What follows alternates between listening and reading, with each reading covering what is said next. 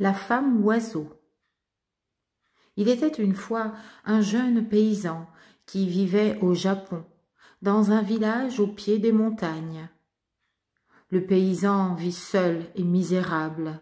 Il se contente de presque rien pour vivre.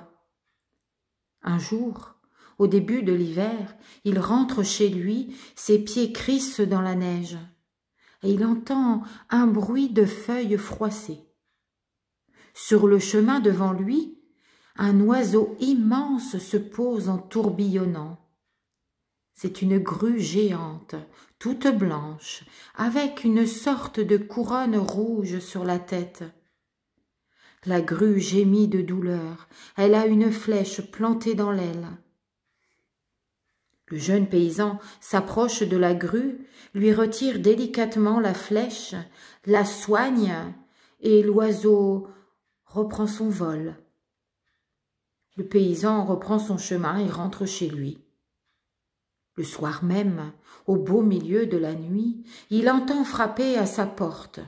Il va ouvrir, se frotte les yeux, à moitié endormi, et sur le pas de sa porte, il voit une belle jeune fille.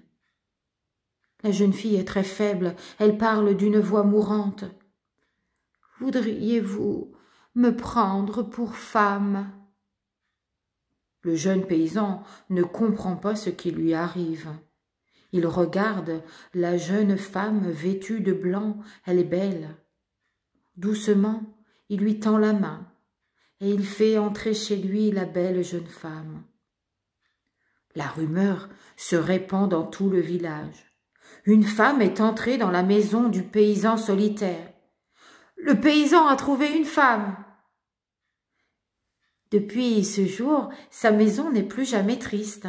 Ils vivent tous les deux, le jeune paysan et la jeune fille vêtue de blanc, dans un grand bonheur. Oui, mais voilà. L'hiver est là, le travail ralentit et les provisions diminuent plus vite encore depuis qu'ils sont deux. Le jeune paysan s'inquiète. Sa jeune femme vêtue de blanc prend la parole.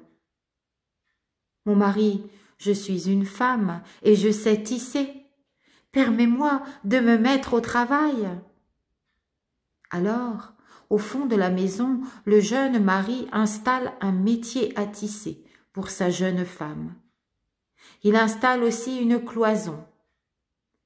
Et sa femme vient lui parler. « Je te demande une chose. Lorsque je tisse, ne m'observe jamais, ne me regarde pas, même en cachette. » La jeune femme s'installe derrière la cloison, et pendant 3 jours et 3 nuits, sans manger et sans boire, la jeune femme vêtue de blanc tisse en silence. Le 4e jour, elle sort enfin, elle tend à son mari une pièce d'un tissu merveilleux, d'une douceur que le jeune paysan ne connaît pas, d'un blanc pur comme la neige. Le paysan aussitôt part à la ville avec le tissu et le vend un bon prix. L'argent les fait vivre à nouveau, lui le paysan misérable et sa femme vêtue de blanc. Hélas, l'hiver n'en finit pas, il y a de moins en moins d'argent.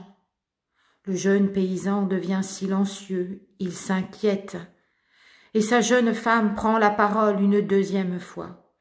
« Mon mari, une 2e fois, je vais tisser, mais ce sera la dernière. » De nouveau, le jeune paysan ne doit surtout pas regarder sa femme.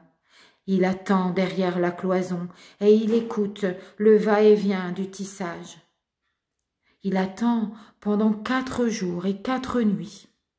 Et à nouveau, la jeune femme reparaît. Elle tient un tissu encore plus beau, encore plus doux, un tissu blanc et lumineux qui illumine toute la maison. Le tissu est vendu encore plus cher. Le paysan rentre chez lui, le cœur léger, les pièces d'argent dans ses poches. « Oh, quelle bonne épouse j'ai trouvée!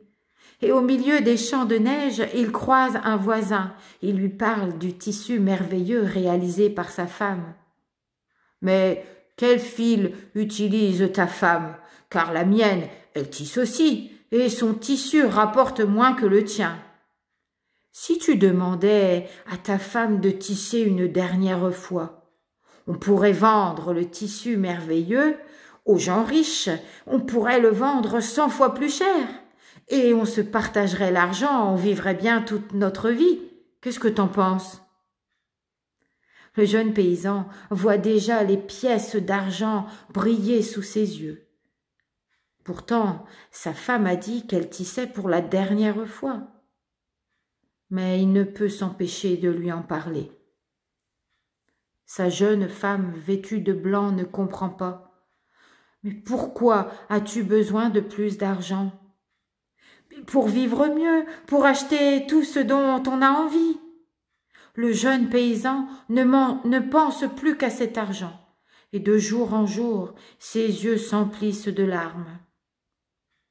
Un jour, la belle femme vêtue de blanc cède, elle n'en peut plus de voir son mari triste, alors elle accepte de tisser encore.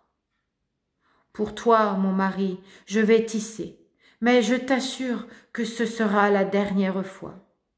Et je t'en supplie, ne me regarde surtout pas. » Le jeune homme attend derrière la cloison. Il écoute le va-et-vient du métier à tisser. C'est déjà le 5e jour, le travail n'en finit pas. Le jeune homme se souvient qu'à chaque fois que sa femme tisse, elle maigrit beaucoup. Alors il s'inquiète. Que se passe-t-il dans cette pièce à tisser ? Comment ma femme peut-elle tisser sans fil? Elle ne m'a jamais rien demandé. Il veut savoir. Alors, il pose la main sur la cloison. Et un cri immense retentit dans la pièce. Le jeune homme se recule. Il voit une grue blanche, couverte de sang, qui arrache de son bec les plumes de ses ailes pour les mettre dans le métier à tisser. Le jeune homme tombe par terre sans connaissance. Quand il revient à lui, il tient dans ses mains un rouleau de tissu d'une blancheur éblouissante, d'où transparaissent des taches d'un rouge écarlate.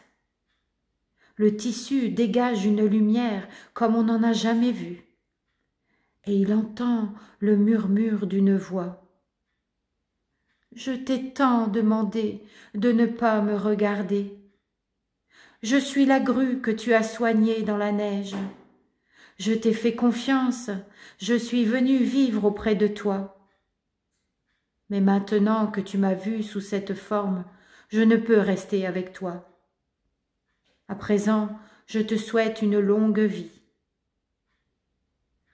Le jeune paysan s'élance comme un fou au dehors, cherche d'où vient la voix. Et au-dessus des montagnes, il ne voit qu'une grue blanche, avec une couronne rouge sur la tête, qui s'éloigne à tire d'aile.